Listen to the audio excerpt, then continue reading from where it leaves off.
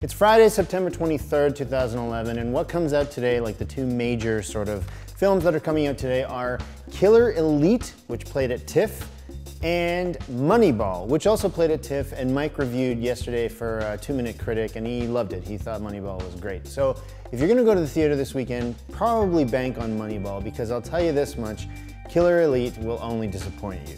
What I was looking for in Killer Elite, and what I think they were trying to go for, was a complex action thriller, something with a lot of zigs and zags, where, you know, the main character has like a job to do, but then a monkey wrench gets thrown into his plans, then he has to change the deal, and then this person backstabs this person, and you know, all that kind of stuff. And on top of all that, it really seemed like this film had a stellar cast. I mean, Jason Statham versus Clive Owen, two really charismatic, exciting to watch actors in the good guy and bad guy roles, and Robert DeNiro lurking in the background. It's like every action movie junkie's dream. Unfortunately, it's a dream that does not come true. Killer Elite is directed by Gary McKendry, who's a commercial TV director from Ireland, and this is his first feature film. It's based on a book called The Feathermen, and the story is basically this. There's a rich sheik in Oman that kidnaps a guy who's friends with the greatest assassin in the world. He says, "My 3 sons were killed by British SAS agents." So basically, Jason Statham and his crack team set out to assassinate these 3 SAS agents,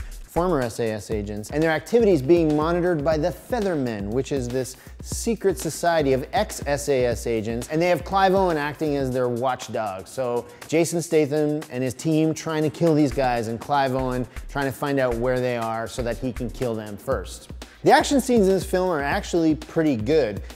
Not anywhere close to like Bourne Identity good, which is what I think the film is actually trying to mimic. But there's some really inventive choreography and stuff like that. As I've already mentioned, the film has a great cast. Jason Statham, Clive Owen, Robert DeNiro, these are all audience favorites. And they get into crazy gunfights and there's car chases. Like, these are the guys you cast in a movie like this. But unfortunately, aside from Jason Statham, Robert De Niro and Clive Owen aren't really given that much to do. Clive Owen, his motivation is never 100% crystal clear. Like, he seems really pissed off the whole time that SAS agents are being gunned down, but you don't know why he's taking it so personally, especially when his bosses seem a little bit like, hey, okay, calm down, calm down. And ultimately, like, for a film that goes all over the place, it hops from country to country, it just gets too complicated. Like, all of a sudden, they think the job is done. Then they find out that the 3rd person they killed was the wrong person they killed. Too much kind of happens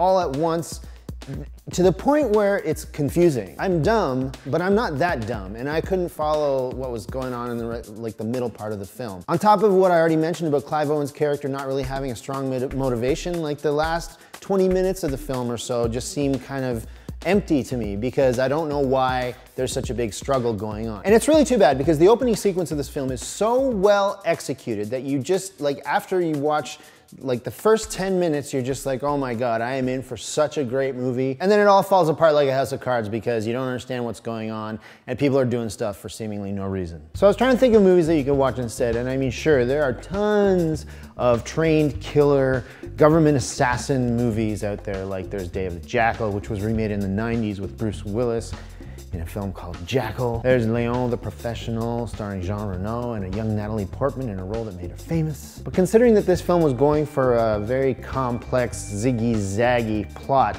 and featured 2 awesome actors in the role of the good guy and the bad guy squaring off against each other, it reminded me a lot of one of my favorite films, Heat. Had a crazy, complex plot, and Robert De Niro and Al Pacino on screen together for the first time, back at the, like, sort of the tail end of their good acting periods, both of them. Anyways, even though it's not exactly the same, Heat does a way better job at that stuff than Killer Elite did, and that's what you should watch instead this weekend. Or go to the theater and watch Moneyball, because Mike says it's great.